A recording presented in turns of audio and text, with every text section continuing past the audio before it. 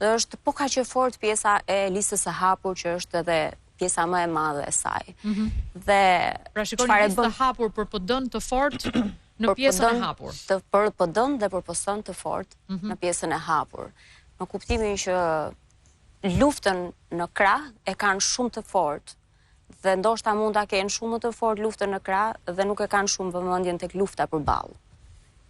Dhe sfida është shumë e fortë, edhe më e fortë është për gratë.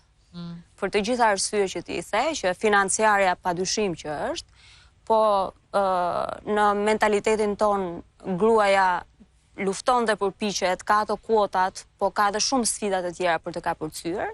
Ato nisin nga familja, nga mënyra se si është bërë puna, nga pranimi në shoqëri, nga mënyra se si duhet të kontaktojnë me të gjithë elementët shoqëror, civil, jo civil, kriminal, një realitet shumë i fortë dhe me bizneset të caktuara.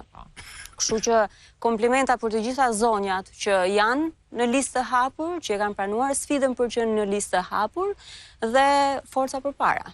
Okej, ata që e kuptojnë dhe ato që e ndjejnë politikën nuk mund të heqin dorë sa do e vështirë qoftë betejë. Ndoshta dalin më të forta nga kjo betejë. Sigurisht. Në qendrim parë? Gjëja që mendova kur pash listat, momentin e shpalljes së tyre, nuk ishte konkurenca mes palëve politike, por konkurenca brenda familjes politike.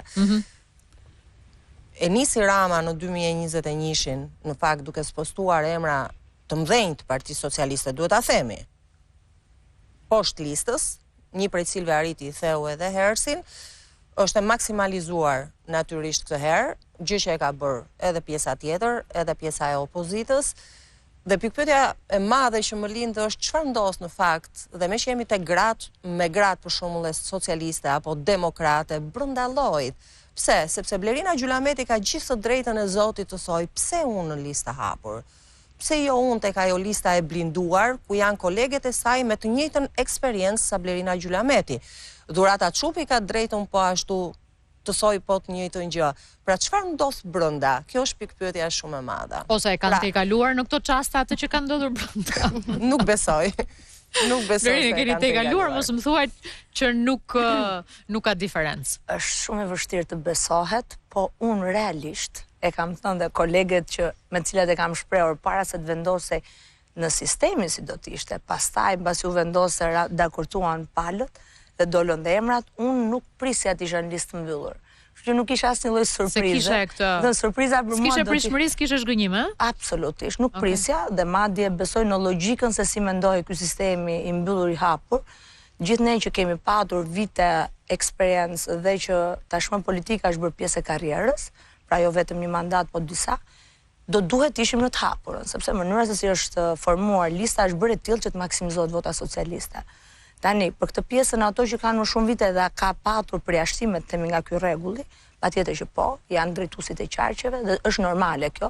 Kur je drejtues qarku ka dhe përgjegjësinë edhe të votës për gjithë qarkun, kështu që nuk mund merret edhe me votën personale, pasi do të ishte një garë edhe më e padrejtë për shkak edhe të pozicionit që kanë.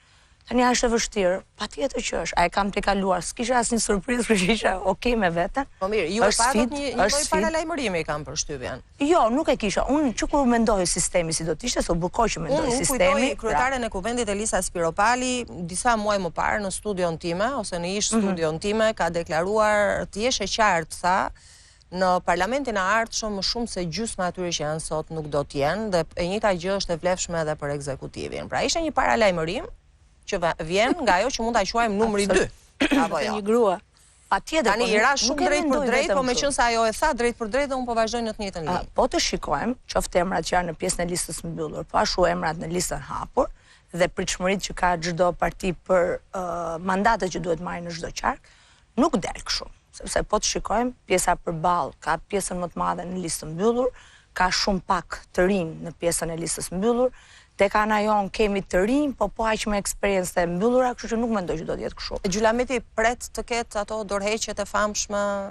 Nuk e pres pas daljes së rezultatit, pra ato spostimet e listës, se ka ndodhur, ndodhi në 2021. Nuk e mendoj, jo, nuk e mendoj kështu, absolutisht. Nuk do kesh thua. Patjetër kësaj radhe gara është pak më e padrejtë nga çka që në 2021, se dim sistemi është i tillë që krijon një lloj të themi pabarazie që në nisje dhe patjetër ka dhe debate, diskutime ca të thëna, ca të pa thëna, por do duhet të kesh shumë nerva dhe mbi të gjitha të kesh dhe kohë që të merresh.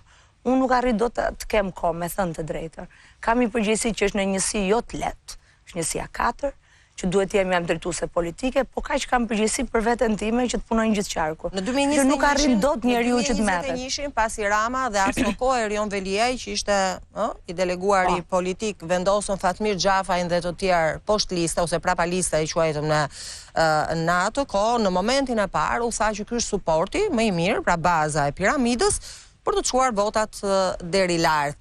Në një urdhër të dytë që doli, pastaj ishte askush të mos punoj vetëm për veten, të gjithë duhet punoni për partinë. Jeni prap në këto urdhra? Pra Blena Gjylameti është në listë hapur, duhet punoj për mandatin e saj apo për mandatet e Partisë Socialiste? Sa po e thash pak më parë. Un kam përgjegjësi politike për një zonë dhe do duhet punoj për mandatin e Partisë Socialiste. Kur them Gjylameti, them të gjithë të tjerë, jo, po flas, po çu jemi ndar. Po të shikohet më nëse si është ndar lista e Partisë Socialiste, po flas për Tiranën, po kudo pothuajse kemi një të gjë.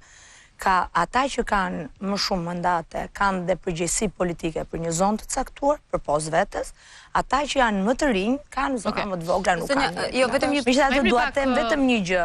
Juli, do dua të them vetëm një gjë. Tash nëse në 2021-shin, nëse mbani mend, un kam ndruar zonë ditën që u shpall lista.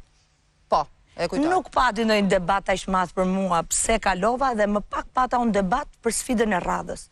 Kështu që nuk e mendoj kështu. Unë mendoj që ne që kemi vite karrierë në parlament e kemi krijuar një lloj aksesi te njerëzit për shkak të njohjeve, fushatave, networkut që krijohet, i cili ta jep një avantazh, sado që është e vështirë. Keni një të mirë ju të PS-s. Debatin e brendshëm nuk e nxjerrni asnjëherë jashtë, ndryshe nga këta të PD-s. Po ja pra, që sigur që përmendë Fatmir Xhafaj, kanë sherrin edhe për to gjëra e bëjnë edhe në publik, nxjerrin pak ndajsin. Shiko, gratë kanë, sado që thuhet që ne gratë ankohemi më shumë, debatojmë më shumë, nuk është kështu. Ka patur plot gra që jo, po e thash në tjetër aspekt. Po në tërësi debatet nuk i nxjerrin në publik asnjëherë, edhe pak ndajsin nuk i nxjerrin në publik. Sepse në 2021 tregoi sikur ishte sfidë e madhe që u lëvizën ca, u vendosën ca gjëra. Po ndërkohë, ka plot graj që lëvizën, ndruan zona, dolën nga zona e komfortit, themi, nuk pati në debat. Lista e hapur është shumë më e fortë këtë herë.